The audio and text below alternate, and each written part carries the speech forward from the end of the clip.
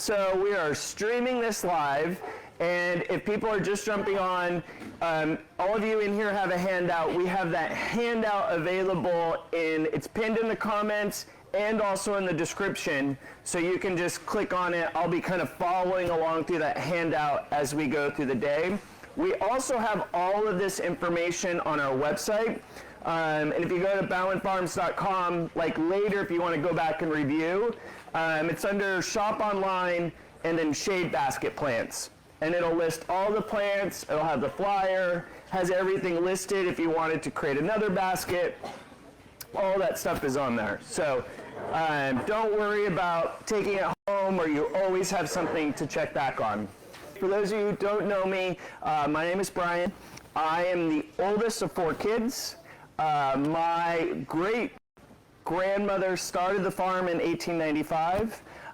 You'll see us around here all the time. My younger sister Sarah is still here working on the farm with me. We really appreciate having everyone here. And our greenhouse, our hanging baskets started as nothing more than putting a few hanging baskets in front of the store out front.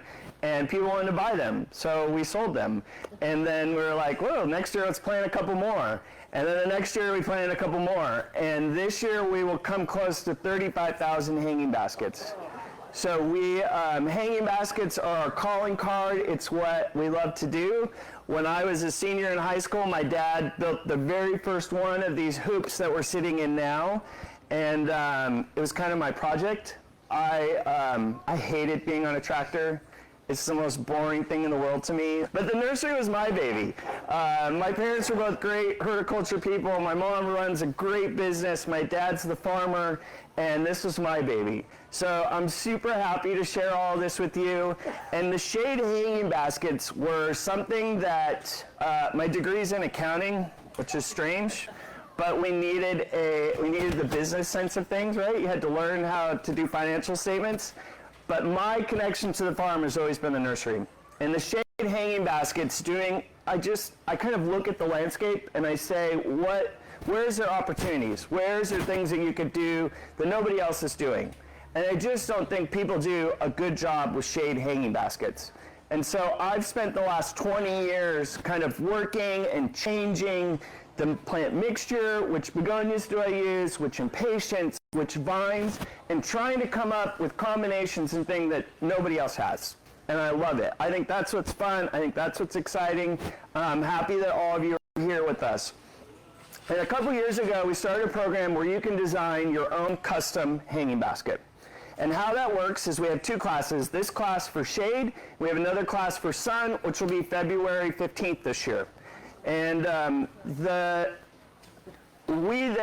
to give you a complete list of all the plants that I have selected to grow for shade hanging baskets this year.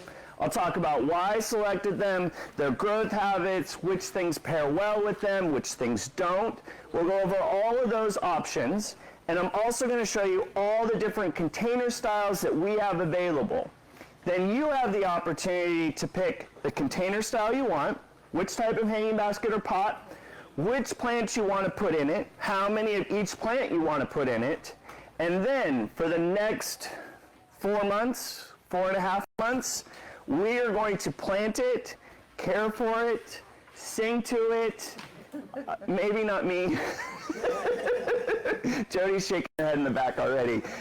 We are going to take care of it every single day, water it, fertilize it, so that come the 1st of May, we're going to have the most beautiful, unique, custom designed hanging basket that's just for you that you can pick up and take home with you. We just ask at this point that you put a down payment down today. That down payment is either $20 or $30 based on the size of your hanging basket, and we'll take care of the rest. And then when you come, you just pay for the rest of the balance. One thing that I will say is each year we do about 1,000 custom hanging baskets. There's 1,000 baskets hanging out there. Each one of them is color-coded with a ribbon and your name on it. But let me tell you, finding Mary's custom hanging basket and amongst 1,000 of them takes me a little while. So please call us 24 hours in advance. Just give us a head up. I'm on my way, Brian. I'll be there tomorrow. No problem. it gives me a while to go out there because when Mary shows up and she needs her basket, it's so funny. So Kevin, raise your hand in the back. Kevin how long have you been doing this, Kevin? 5 years. 5 years now? So Kevin and me are pretty good. Like we can find your basket fast, but it never fails. When you show up and you're waiting up front and Kevin goes to find Mary's hanging basket, chances are he's standing right underneath it and he's looking everywhere for that purple ribbon with Mary's name with your combo and he can't find it. And he calls me in a panic and I'm like, I'll be right there. And you could have looked for a half an hour, but you're standing right underneath it. Long story short, it's there. It's fine. Just call me ahead of time. Good. So let's start by talking about the different size of hanging baskets and pots that are available. I always start with a 12-inch hanging basket. 12 inches is the diameter of the pot. And how many of you have ordered a hanging basket from us before? Ooh, this is lots of newbies. This is exciting. All right. For some of you, this will be some repeat. For others, this is brand new. So if I'm going too fast or I miss something, please speak up. Raise your hand, yell at me. My son is in the background. He yells at me all day. Don't be afraid. 12-inch hanging basket. We're talking about the diameter across the top of the pot, okay? Any smaller than this, and I really don't think you get enough water retention during the summertime. When it is hot outside, this basket needs watered every single day. When it is 85 plus, it should be watered twice a day. And when you're talking about sun baskets, they oftentimes can recover from going dry, but a lot of shade plants cannot. For example, Impatiens. If they go too dry, they're going to burn. And once they burn, the only thing you can do is trim them back and let them regrow. Ferns, the only thing you can do is really trim them back and hope that they regrow. They need to stay moist. Shade baskets are much more temperamental than sun baskets, which is why we will not go below this size. 12 inches is the starter size. I will put up to 5, maybe 6 plants in here total. Now for me personally, I like to make that kind of round ball of color. I want it to be symmetric all the way around the outside. Mary, come on over. Come on over, young lady. Mary, say hi. Hi. This is Mary. Mary, how long have you been here? 17 years? You put up with me? Holy moly. Mary works great for these classes for me because Mary and me couldn't be two more different, lovely, unique people. I want this all to match. So I'm going to put the same plant on either side here, one of each. I'm going to take another plant and I'm going to put them on either side and then maybe something different in the middle. Okay? I'm only going to use 3 different types of plants, but that way I get that nice, round, symmetric ball of color. Mary, on the other hand, may pick 5 different, completely unique, crazy plants. And when Mary does that, every year she creates baskets for her house or helps customers. I go out in the shade basket area and I'm looking at them and it honestly just stresses me out. Like, I am looking at this giant, like, chaotic ball and I'm just sitting there looking at it going, who would love this? And Mary goes out there and she comes out and she goes, boy, did this turn out good this year. And I look at her and I'm just like, but that's the point about a custom basket. It's your basket. You can do whatever you want, and when you pick it up, I'm going to tell you that your baby is beautiful. I promise you. But you can do it however you want. But I'm only going to put about 5 to 6 plants in here because that's what they need. Any more than that, they're going to crowd each other out. Okay? 12-inch basket. Next size up is a 14-inch. It's considerably, when you put them next to each other, it's only 2 inches larger, but you can see the difference in soil volume between the two. Now this basket holds a lot more soil, it's going to hold a lot more water, which is all great. You can put up to 6 to 8 plants in this basket, okay? It's going to be a little bit heavier. You're going to need a little heavier hook to handle than the 12-inch. The next size up from there is an 18-inch basket. We use a pulp basket. They're a little bit wider. The really unique thing about the 18-inch basket is they have a swivel hanger. So it's pretty easy to rotate them in the wind, or if you want one side gets more sun than the other. Very easy to do with this basket. It's going to hold a lot more soil. You can go up to 10 to 12 plants in this, and you just need a little bit heavier of a hook, right? This basket's going to weigh over 60 to 80 pounds when it's full of water. And big, beautiful foliage and everything. You need a really heavy-duty hanger. Last but not least, this is what we call our city baskets. These are what you see in your downtown cities. They have by far the most soil volume. They are by far the heaviest. At home, these will rip the siding off the side of your house, guaranteed. Okay? You need a nice heavy-duty hanger place to hang this from, or you can just use this as a, like, put it on a stand, put it on a pot, just let it go on your front porch, whatever you would like. By the time you pick this up, you will likely not see the pot at all. Okay? It's one of the reasons we changed our pricing for these baskets. The price on these this year is $84.99. If you need the hanger, this is an iron hanger made just locally in Hubbard by Garden Gallery Ironworks. This hanger costs us about $20.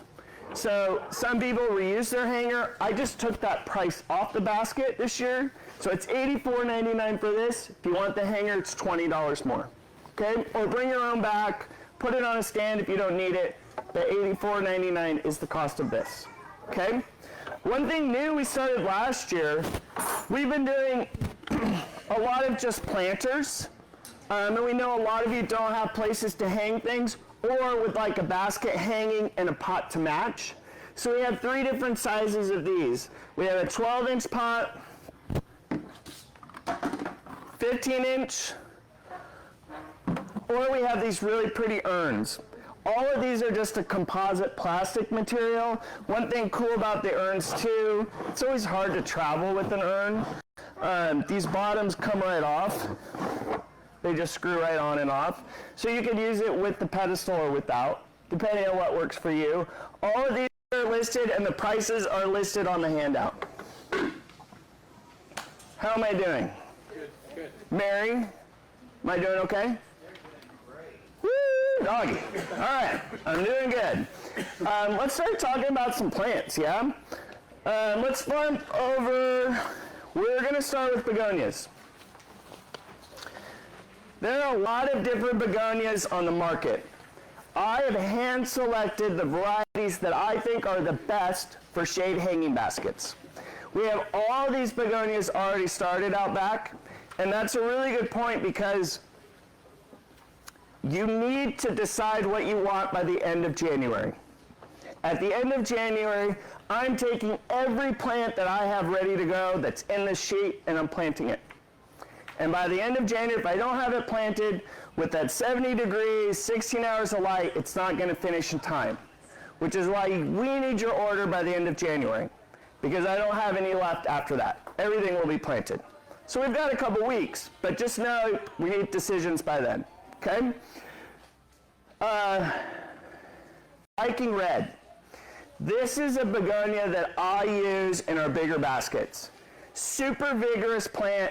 Semi-trailing, which means it's going to kind of come up and mound over the sides. It, to me, has what some people would call like a dragon wing-like. But dragon wing begonias get these kind of really long stems on them, and a lot of times in the wind they'll break.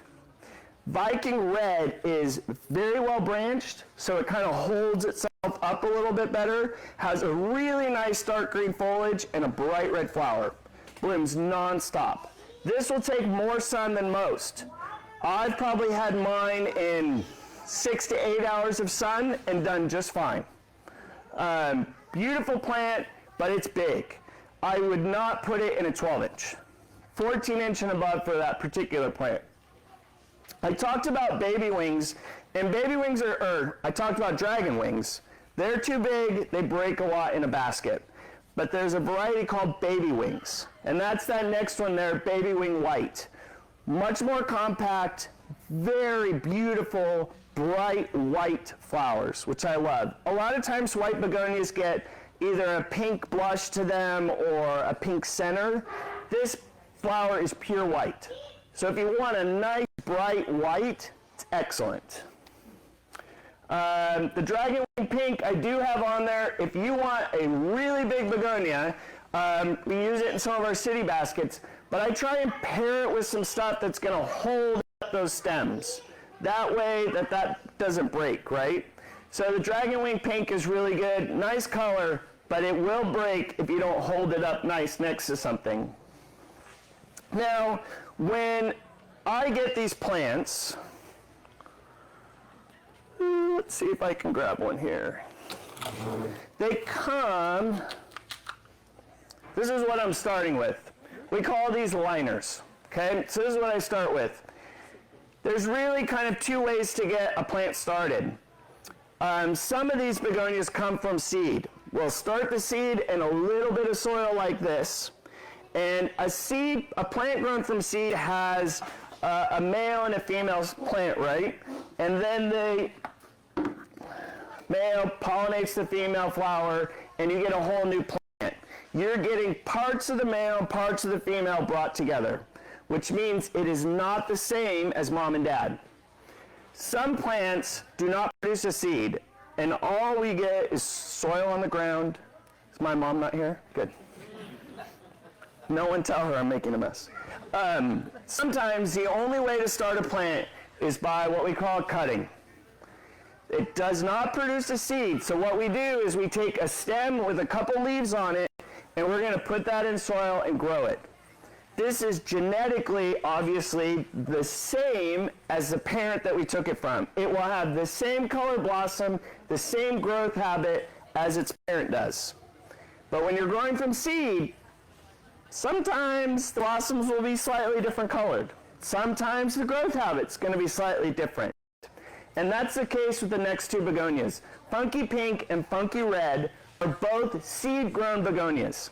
And what I find sometimes is you get flowers that are fully double, lots of ruffles to them.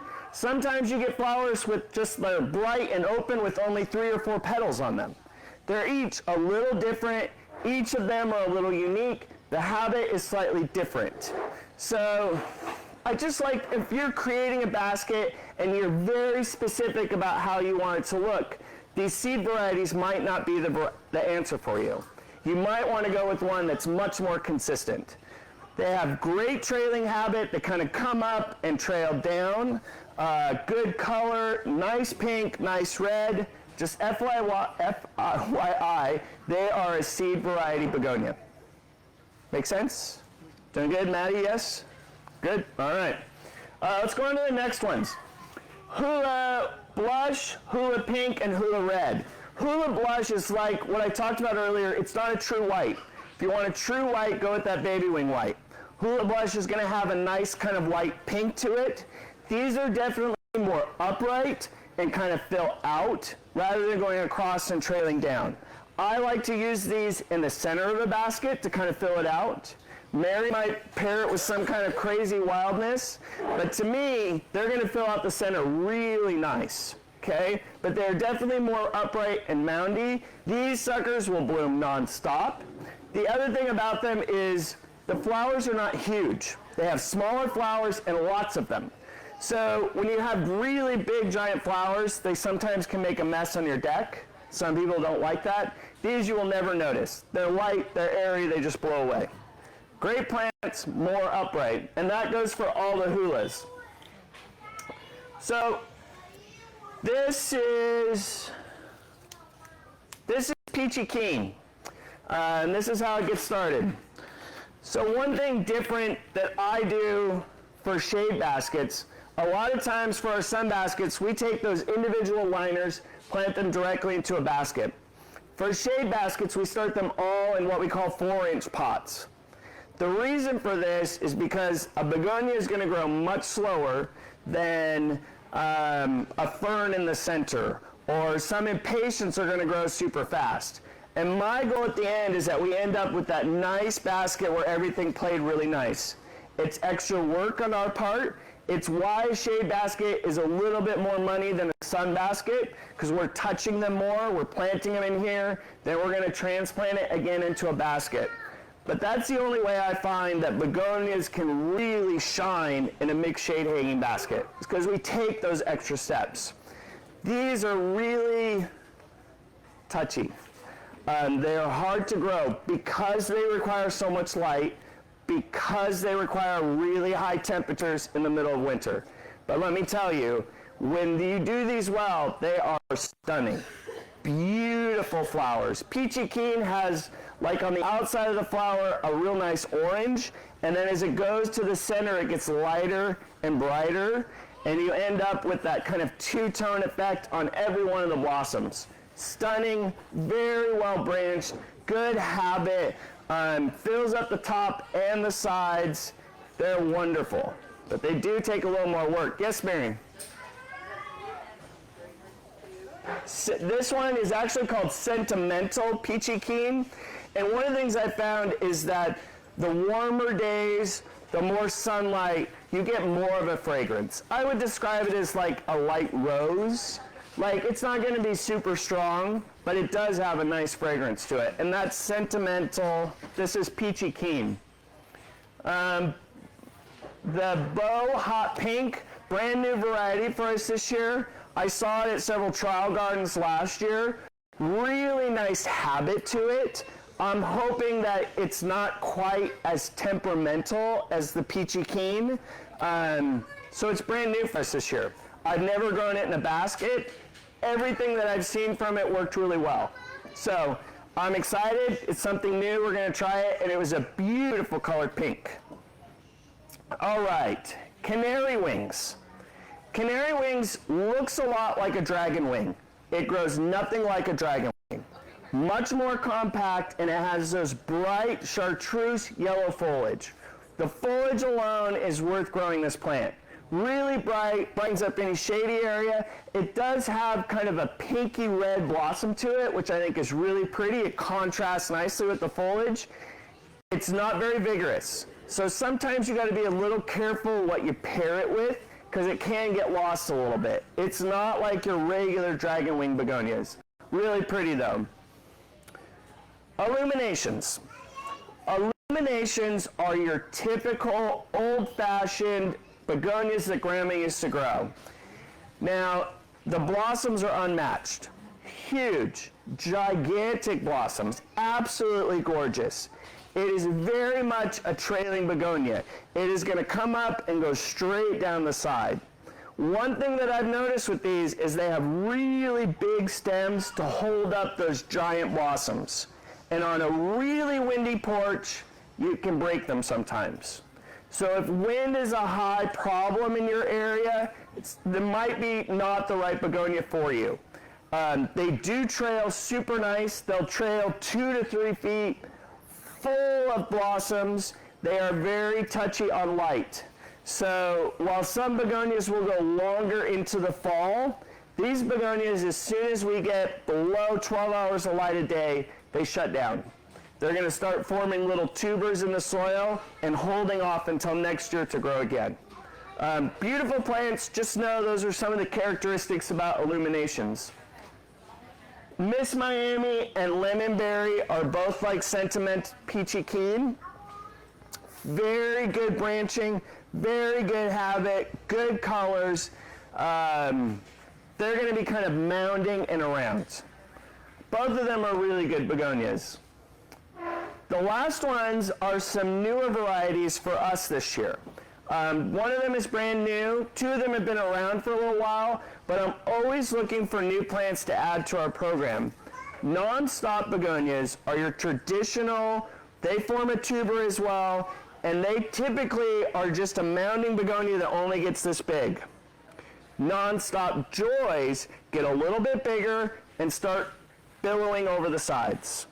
There's 3 varieties we have this year. They're not going to be really long trailing like illuminations. They're going to be a little bit tighter, but still give you those nice big flower size that you would get on an illumination begonia. I think the Peaches and Cream is brand new. I would guess that picture is a lot of times plants, when you have lower light levels and cool temperatures, the colors are darker. As the summer goes on and you get more light and warmer temperatures, it's going to brighten up. And my guess is that's where the peaches and cream come from. Sometimes blossoms may be a little more peach, sometimes they might be a little more cream, depending on the amount of light and the amount of heat. So just know that the color will probably change on that. Begonias are what they call, growers will describe to me as Goldilocks plants. They want everything to be perfect. They do not want to dry out, but they do not want to be too wet. They want enough light, but too much light will burn them. So that's one of the reasons why we spend a lot of time in the winter really creating the perfect atmosphere so that by the time you get them, they're going to be more resilient. But they really, in the springtime, it can be tough when you pick them up. You do not want them to dry completely out. They do not like that. They will burn. If they stay too wet for too long, the base of that plant can start to rot, and once that happens, no good.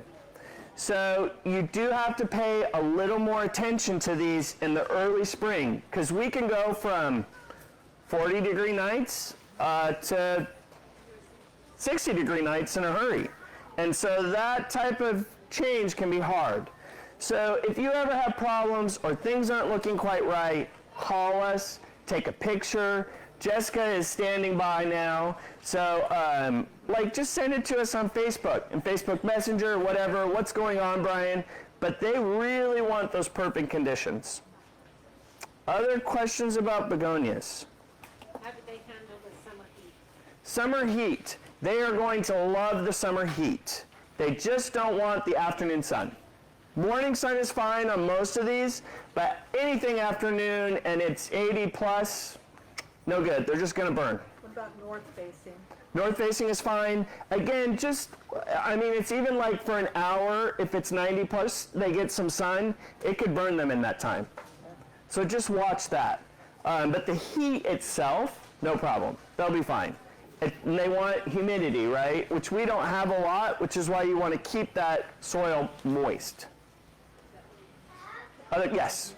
They make it through the winter lots of times? So the question is, do they make it through the winter? And a lot of these produce, like I was talking about, that tuber, right? And the goal, I like to think of it like tulips or other bulbs. What gets them in the Northwest a lot of time is not the cooler temperatures, it's that they rot. So that's why you'll see a lot of people even pull their pots into the garage or keep them somewhere where they're not going to get cold and then freeze and then cold and then wet, and it's all of that combination that will rot the tuber. It's not really that the zone we're in, they should survive. But a consistency during the winter in terms of moisture helps. Do they look good then? No.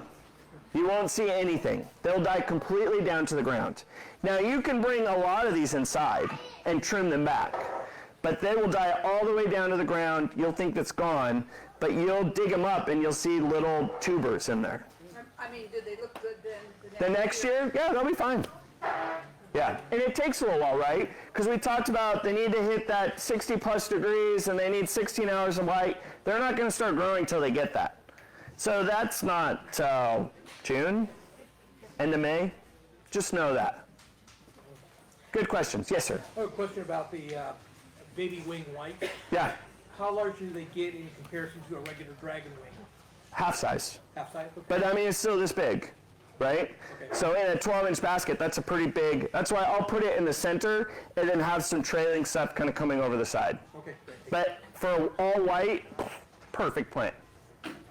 Good? But if you think of something, come back to it. Let's turn the page. Let's talk impatiens. So impatiens have gotten kind of a bad name because there's been a lot of fungus problems going around.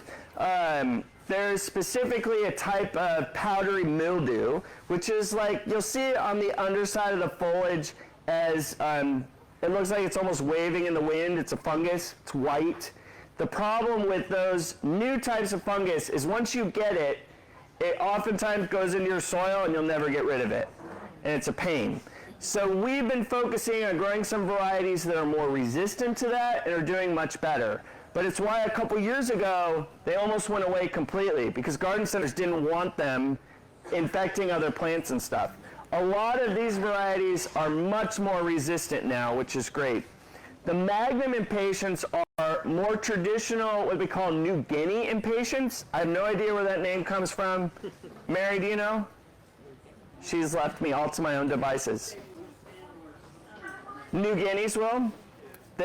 Mary's saying they withstand more sun. These are strictly upright. They'll kind of mound. But the thing that makes them so amazing is their flower size. Their flowers are going to be this big or bigger. Huge flowers, gigantic. They flower non-stop all summer. Really nice sturdy stems. They are amazing, complements to other plants in a basket. There's a good range of colors there. All of those varieties I've grown before, I like all of them. If you're looking to add some color and some brightness to a hanging basket with giant flowers, Magnums are great. The Beacons, the next varieties down, these are one of the first seed variety of impatiens that are resistant to that mildew. They hold up much better than any of your traditional impatiens that you have. I like to use these as like contrasting colors to other things that's going on in my basket. So if I have a lot of green with Boston fern or something in the center, I want to throw some red impatiens in there to go against it. If I have a bright yellow flower with a begonia, I might throw orange or red in with it with some impatiens. This is just a good way to get some more color in your basket. Easy to care for. These are disease resistant. They're going to want the same level of moisture of everything else that's going on there. It's going to be very complementary to those. They're really good plants. And then last but not least, down at the bottom, I hadn't grown these in a number of years because I wanted some more disease resistance out of them. These are double impatiens. Now, the flowers on them look like little mini roses. They are fairly vigorous. They do get kind of big. But let me tell you, I put that wisteria one in several combos last year, and it was phenomenal. I loved that purple flower. Purple to me goes with a lot of different other colors. They were just rock stars. Bloomed all summer, super easy to care for. I keep them, again, aside in a 4-inch pot until the begonia's ready to keep up with them because they grow so fast. But they're just really easy, good. They do kind of drop their blossoms because they're a little thicker than other impatiens. But morning sun is fine. They don't want afternoon sun. Yeah, I just really like them. They're really pretty. Yeah? Are they more a center? They're going to be more upright. Kind of moundy, but they are not going to trail. So I would put them in the center. I would pair them with something else that's going to trail because they're not going to give you that trailing component. They're just going to be more up and moundy. But really pretty. Great plants. Yes? All the impatiens are... All the impatiens are going to be more upright and moundy versus trailing. I know, lots of note taking, which is good. Sun tolerance on impatiens, they're going to, not anything after like 11. 11 o'clock in the day, if they get direct sun after that, they're going to burn. And always remember with plants, it is always easier for a plant to grow new growth than it is to fix old growth. So if they've burned, trim them back. Do not be afraid to pinch them back. You want to get rid of that brown and let them flush out some new growth. Always easier that way for a plant. Coleus. All of these varieties of Coleus are all trailing varieties. They are going to be kind of mounding and trail down the sides. I've picked a wider range of colors. Several of these have come out in recent years, and I love them all. I will tell you that Great Falls Angel, Great Falls Niagara, Great Falls Rose Gold, and Great Falls Yosemite are all very uniform in growth habit and are not super vigorous. Some begonias they can't keep up with. If they're like a dragon wing, I would never pair with one of these. Baby wings, I wouldn't pair with one of these.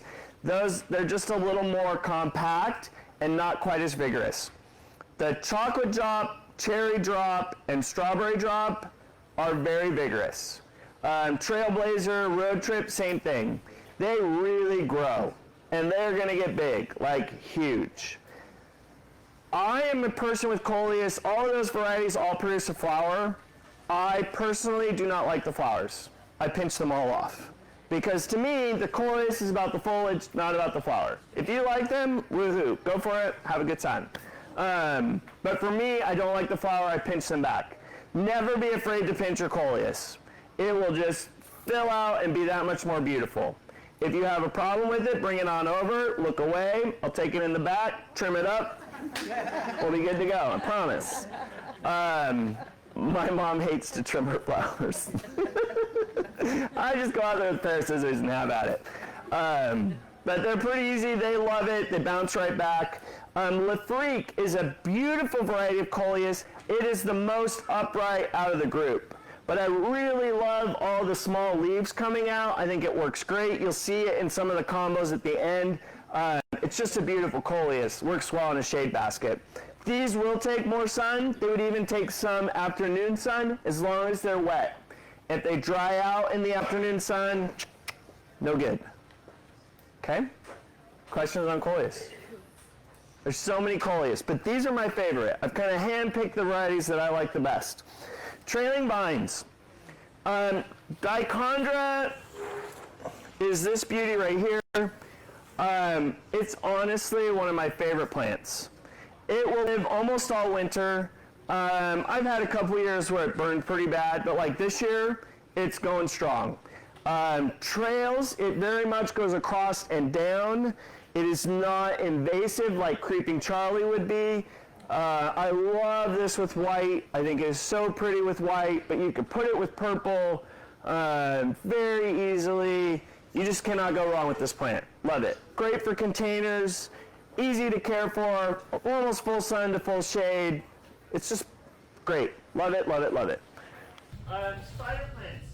You know, I've started using a lot of different traditional house plants that can keep up in a mixed shade basket, just because they add some unique texture, color, and contrast to my basket.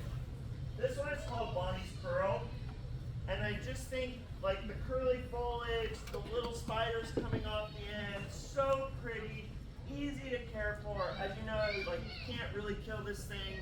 It will burn in full sun, but morning sun, afternoon shade, piece of cake. Bonnie's Curl is a great addition for color and texture. For a unique center in a pot, this one is just a solid green version. So if you have a container and you want to put the solid green in the center with some Impatiens and Begonias around the outside, super easy to care for. I mean, it's just like, woohoo, like gives you some green spikes, some things falling down the side. It's not something you normally think of to put in a mixed basket, but it's great. And then we also have just a regular variegated variation. It's going to be more upright. You can tell these are more vigorous than the curly variety. So 3 different varieties there. On the 2 sides there we have some sweet potatoes, and I brought an extra one up here. A new one that I've been playing around with, and you can write this in on your sheet if you want to use it. This particular variety is called Medusa. Isn't it so pretty? It has a really almost fern-like texture to it, and it is not as vigorous as the Marguerite potato vine, but I just love it for texture. Really pretty. If you would like this in your basket, I have some. Yes, Mary?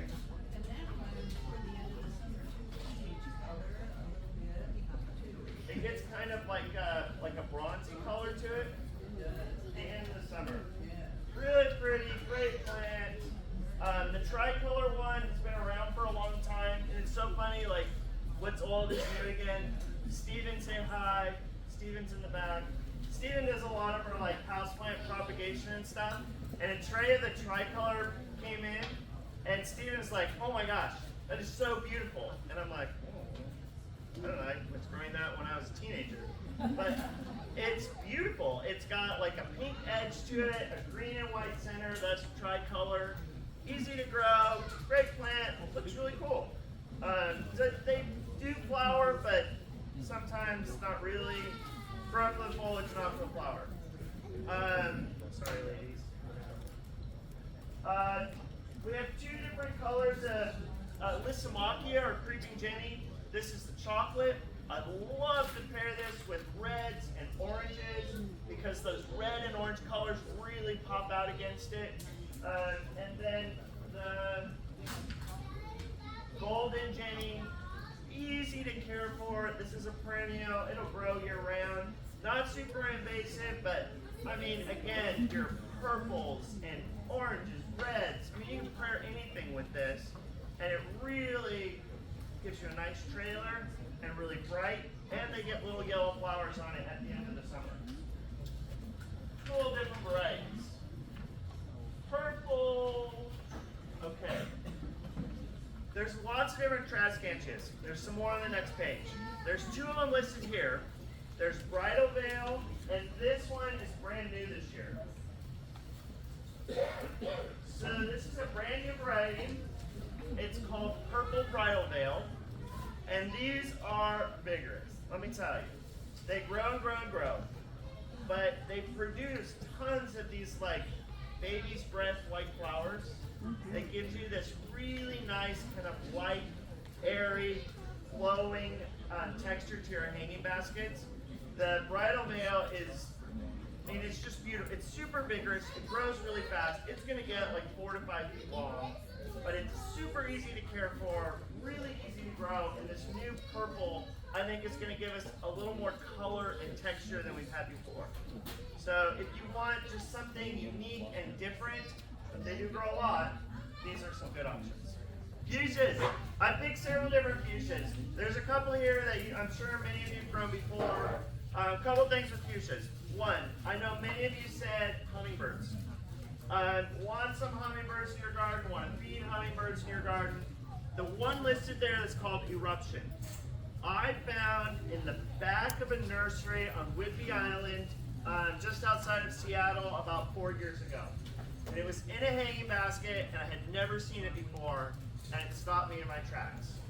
And I bought the basket, and we started taking our own cuttings to like grow it. And since then, I found a supplier of it. The hummingbirds love this plant. It's like an old Gartenmeister fuchsia that's more upright. This variety trails and blooms nonstop. Bright pink flowers, blooms well through the summer, which can be hard with a lot of fuchsias. And the hummingbirds just love this plant. Very kind of moundy. It's the first plant to bloom in the nursery. In fact, some of them out there are starting to bloom. It's just a really great plant. The thing I'll tell you about fuchsias, we talked earlier about producing seed and stuff. A plant's job in life is to reproduce. As a flower, flower gets pollinated, produces a seed, the seed grows in a pod, and I'm done. If you want to keep your fuchsias blooming, we need to stop that cycle. Okay? So a fuchsia is going to bloom. Hummingbirds will come by, bees will come by, pollinate the flower. At the very end of that fuchsia is going to be at first a little green ball that will eventually ripen to a little purple ball. You need to remove those balls because that's where the seed is forming. And if you remove those balls, that flower, that plant is going to go, I am not done. I need some more flowers. We need to keep this thing moving along. My job in life is to reproduce. So if you do not remove those balls, your fuchsia will stop blooming about mid-July. Okay? So you want to keep pulling those off. Now, begonias, any of the ones you grow, we don't have to do that. The only flowers in all of this class that you need to deadhead like that, and you need to make sure it's not just enough to pull a flower off, you have to get that seed pocket off. Okay? And that's what's going to keep your fuchsia blooming nonstop. The biggest problem that I have with fuchsias, other than that, is you'll see on the very top typically, some like almost like a spider is living there, and you get some webbing on the top. Spider mites love fuchsias. And once those mites get in the top and you'll see that webbing, it is not actually a spider. You have a problem. Bad problem. And a traditional insecticide does not work on a mite. You need to use a miticide. And we have several of those here. Now there are some organic options as well with certain oils and stuff that you can put on them that will kind of smother the mites. The other easy option is to remove any of that webbing as soon as you see it. Okay, just cut it off, get it off of there. Because I don't know what it is about fuchsias, but they really like them. So just keep that in mind and keep that kind of in the watching it throughout the summer. Does anybody else have problems with fuchsias? They make a mess sometimes, but I mean, it's just that kind of traditional plant. The birds love to build a nest. Birds love to build a nest in it. I don't have an answer for that one. My husband goes crazy because then they poop on the side of the house and yada yada. It's a perennial problem in our house. Do they like to be weather dry? Fuchsias can handle more dryness than most, but a lot of times a plant starts to get pests as soon as it becomes weak. And if you let your plants dry out too much, they become susceptible to pests. So keeping them in that Goldilocks zone again of just the right amount of light, just the right amount of water, actually reduces your chances of getting any pest problems as well. So they'll survive, but really want to keep on them with a consistent watering schedule. Okay? Let's go down below. So there's a lot of different Tradescantias down here. There's two of them that look very similar, but are very different. This right here is Nanook. Nanook is a beautiful kind of light pink, purple Tradescantia. You can see it wants to send out these long runners. Never be afraid of taking these runners and giving it a little pinch just to get it to fill out a little better. But really pretty colors, stays this color all summer long. Great kind of addition for any of your hanging baskets. And the next one right next to it here is Sweetness. Sweetness to me is like the miniature version of Nanook. Nanook gets really big and full. This one is going to stay much more tight, much more compact. Both of them are great, super easy to care for. They will burn in some afternoon sun, which is why we keep them in our shade program. The Purple Heart, do I have that one on here? Yes. That is this beauty right here. This guy takes, or gal, we're assigning genders to plants now. We'll take full sun to full shade. You can put this anywhere. I love it. Has a purple flower on it in the summertime. Throughout the South, they use this as a perennial. Here, it's going to die in the wintertime. But any pots, any plant, I love this plant. You can do it with anything. And I was talking about earlier, the color purple, I think, is so easy to combine with all different colors. They just pair so well together. Really great plant. It does kind of trail, but I find it's a little more upright and kind of falls over. Easy to care for. If you want to start these at home, all of these different Tradescantias. Stephen, would you say it's easier to start them in water or in soil? Probably soil. So you could put this in a glass of water and it'll send roots out. You can put it in soil and it'll start sending roots out. The thing about when you start it in water, when it transitions from water over to soil, it's like a shock. So if you start it in soil first, it's just easier. But the thing is, when it starts to send out little baby roots, you don't want to let it dry out because those little baby roots coming out are very susceptible. If they don't have water, they're done. And if they're done, plant is done. So it's consistent moisture when you're starting this, but you can start your own in a heartbeat. Really easy to do. And that's why a lot of times when you're propagating these, you want to use a really fine soil because that'll hold more moisture. A really porous soil, the moisture's going to go away. It doesn't stay as wet, but something for the future. Purple Heart, love this plant. Fuzzy Purple Heart, same story, but it's kind of like got fuzz on the foliage. And when it doesn't get enough light, it's more green than purple. Purple Heart is always purple. So just something to think about there. And then, This is, some people call it pistachio, some people call it sonda. Another really cool variety. As you can see, it trails real nicely. Great way to add color and texture to a basket. All of those are really good. Last but not least, on that bottom corner is Tarina. Tarina definitely trails, and it has these beautiful kind of purple, I wouldn't say like tubular, is that how you describe it, Mary? Kind of tubular purple, bluish purple flowers. Very easy to care for, very few pests, but they're smaller and it definitely trails. So it's just going to go straight across and down.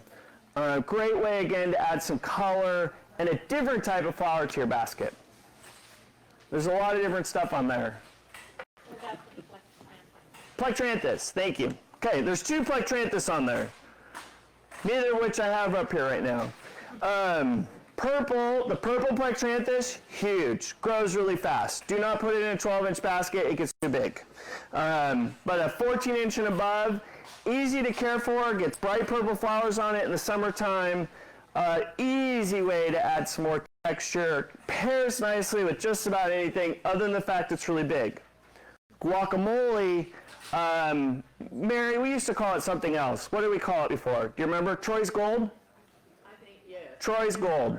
Long ago it was called Troy's Gold. The newer varieties, guacamole, is more vigorous than the old variety, but it has all those different colors on one. It has yellow, it has green, it has like almost an orangey, bronzy element to it.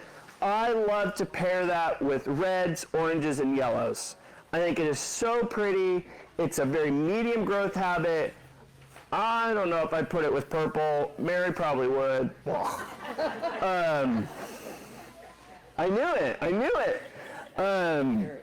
But it's a great plant. Really nice. Yes? Okay, how sun tolerant is the one you just talked about? Plectranthus, neither one of them are going to like afternoon sun. Okay. Morning sun is fine. And what about the Tradescantias? Are they all? The only one of the Tradescantia that takes afternoon sun is the purple heart, probably the fuzzy purple heart. The rest will all burn in afternoon sun. And what's that beautiful thing like back there? Oh, this is, well, I need to talk about this too. This was another Tradescantia on here. Did I put?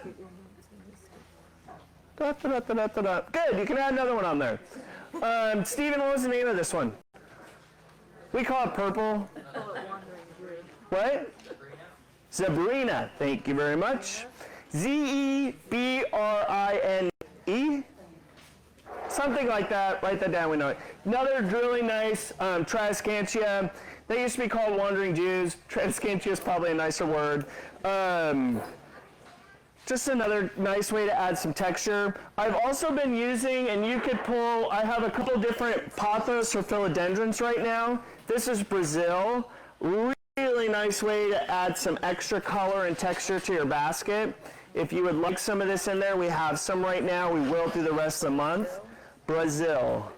Another really cool variety. How am I doing, Mary? Really? Get out of here! What's that? You've got Queen Tut down. Queen Tut down at the bottom. Thank you very much. Last but not least, I wanted to throw some stuff. We have these pots, right?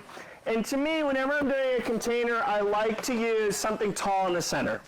Queen Tut will take full shade. It'll take full sun. And there's other varieties. There's King Tut.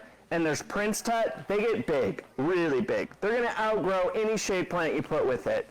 But Queen Tut is a really nice kind of centerpiece. We also have some Dracaena or some other spikes you could put in the center if you want for your container. But certain Begonias would work well if you want a container. They would do really well. Doing okay? Let's flip the page. Okay. I love. One of my favorite things when Mary and me are done fighting in the morning is I take a little walk. And I need to kind of clear the air. And my favorite thing to do is to go out into the greenhouse we have where we have all of your custom creations. And I take tons of photos. Because I get in my mind about what I like, and sometimes I need pushed a little. Sometimes I smile and say, that's not for me, but other times there are plants in here, so let me think here. Several of these are ones that you created last year. Number 5 was somebody in this class last year created number 5, and it's gorgeous. So these are really all ideas. I mean, you can just pick one of these. Say, Brian, I want combo number 5 in a 14-inch. Great, no problem. Or you can get ideas on how things grow, right? So number 5 has that wisteria double impatient I was telling you about. See how it's really more upright? That purple flower in there is Tarina coming down the side. And then we have some Nanook in there as well. That's the Tradescantia Nanook that's starting to poke out. Those 3 together, rock star. Beautiful combination. This year I planted over 200 of this combination because I loved it so much. And I had never thought about putting it together until this class.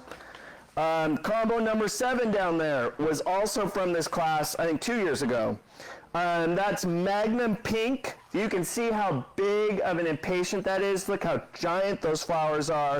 It has Golden Jenny and Nanook in there. And another fuchsia called Tom West is in that one as well. And I forgot. I did put Tom West. Tom West is one of my favorite fuchsias. I didn't talk about it earlier. It is variegated foliage, and it blooms much later. So to me, I'm not worrying about picking off blossoms or anything until like August with that one. It blooms a lot longer. The foliage is pretty, even if it's not blooming. You cannot find this plant anywhere in the world anymore but at Bauman Farms. That's one of Steven's job in the back, is he has plants of this in the back. In fact, we have a new version this year that's lost this variegation but has the same growth habit that we're watching. Nobody in the world is growing this plant anymore. It is one of my favorite fuchsias, and you'll only find it at Bauman Farms. Really pretty fuchsia. West. Tom West. Is it Wist or West? West. Did I spell Wist? Yeah. Well, look at that. It's West. Barb, we missed that one. And what color is it? It's variegated foliage, so it has kind of pink, white, and green on the foliage, and the flowers are purple and red. I mean, it is all those colors all in one. Very cool fuchsia. But let's look at a couple other those combos. The all white up top, number 2, has a baby wing white with white impatiens and that Silver Falls dichondra. Perfect. Love that combo. And then you can see the golds and the reds. It has, number 1 has Coleus Lafrique in the top. Autumnal fuchsia, another late blooming fuchsia with great color. Autumnal wants to send out these big runners, and you gotta pinch it or it just does not fill out. So always remember to pinch autumnal fuchsia with a red impatient. Combo number 6 has that fuchsia eruption that I was telling you that I found in the back of a greenhouse. Really pretty flowers on it. Hummingbirds love it. I've got white impatient in there, a trailing coleus in there. Beautiful plant. These are just some really good ways, hopefully kind of everything that we've talked about, bring it all together so you can kind of see how everything comes together. Mary, what's your favorite? Oh, number 4 has that guacamole plectranthus we were talking about. And you can kind of see, for me, again, you can tell I made this combo, red, orange, guacamole, perfect. That's exactly what I am looking for. Mary's just like, meh, amateur. Yeah?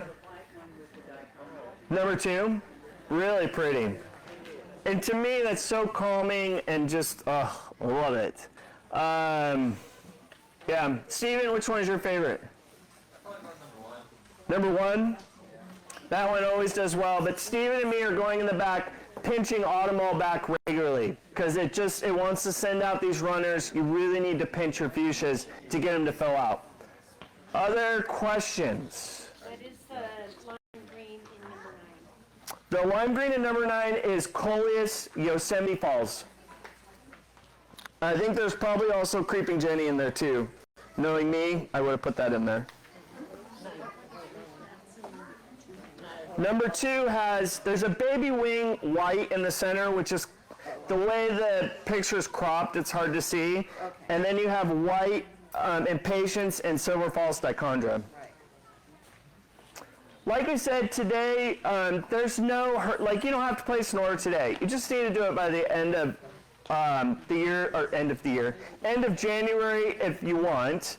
We have several of our greenhouse staff that's all here. They're all experts.